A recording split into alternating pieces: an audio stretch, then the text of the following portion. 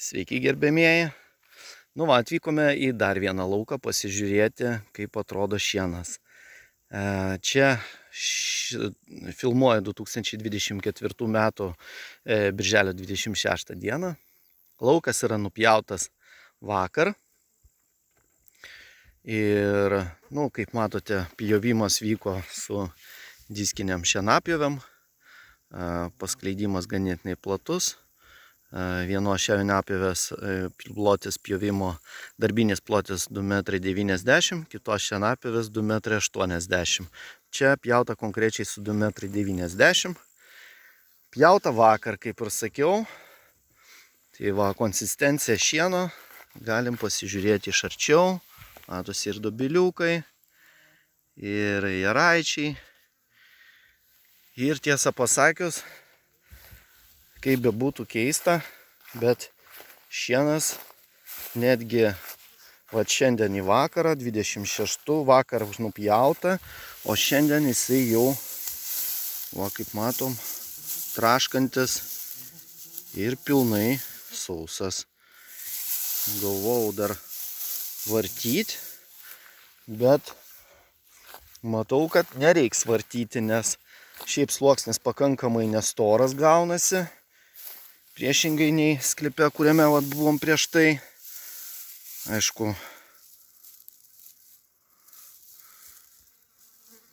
čia tokia irgi žolytė pas mus gražiai išdžiūvusi jau. Viskas, kaip traška, jau viskas išdžiūvę.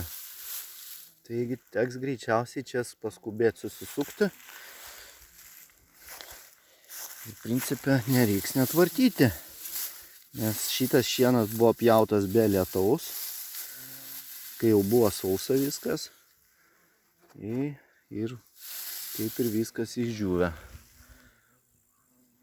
Mes matom visą lauką čia gražiai paklotą. Kartais dar būna kai kuriems pirkėjams įdomu, o tai kaip atrodo ta pati pieva, bet nepjauta. Irgi. Tai prieisim dabar prie krašto šito lauko, nes jis čia yra vienodas ir tolyn eina tas pats laukas, dar tarybiniais laikais užsėtas buvo kultūra. Tai nepjautas laukas. Jeigu įdomu, galiu parodyti, atrodo taip. Žolytė, net ir iš arčiau galėsiu. Iški pasilenksim. Parodysim, kas čia auga. Maždaug. Taip, čia visokių, aišku, ir žiedų yra, viskas žydi, čia viskas kvepia. Tuo kampu tai čia labai gerai, aišku. Tai builių, kaip matote, irgi nėra. Per visą lauką galiu stovėti, filmuoti, rodyti visas pusės. Principė, builių niekur nepamatysit. Faktiškai pieva, dobiliukai auga. Matote? Dobiliukai. Ir jų čia yra nemažai. Visas šitas šiaip pieva yra įsėtinės, taip sakant.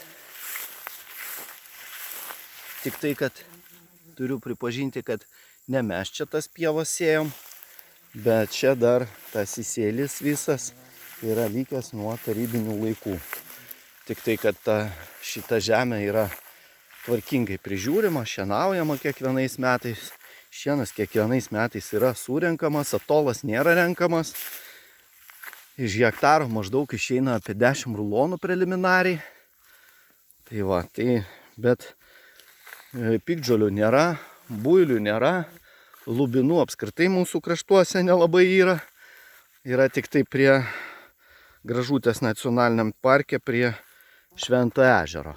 O šituose kraštuose, kur mes šienaujam, nei barščių, nei lubinų, tokių dalykų nėra. Builių, taip, yra laukų, kur pasitaiko builiai, bet konkrečiai šituose laukuose šienaujamuose builių labai retas atvejis. Taip sakant, konsistencija tokia. žolytė tokia. Galim dar biškį paeiti lauku, biškį į priekį. Pažiūrėsim dar vėl kaip atrodo žolė kitoj vietoj. Bet sakau, čia visur laukas yra toks pat. Įselis yra tas pats. O galim pasivaikščioti. Ir matysit, kad piktžolių irgi nėra. Tai va. Tik tai reikia tvarkingai, kaip sakoma, prižiūrėti. Ir bus tada viskas labai labai gražu ir labai gerai.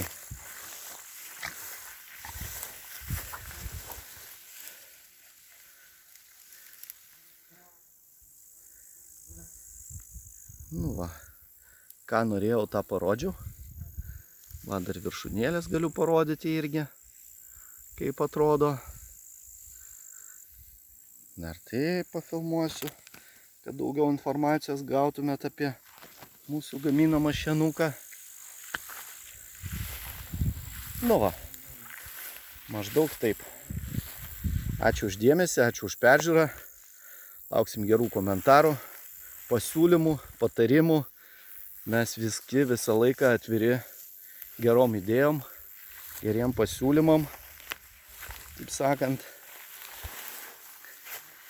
Kas dalinasi savo patirtimi, iš geros dūšios, mes visą laiką sveikinam.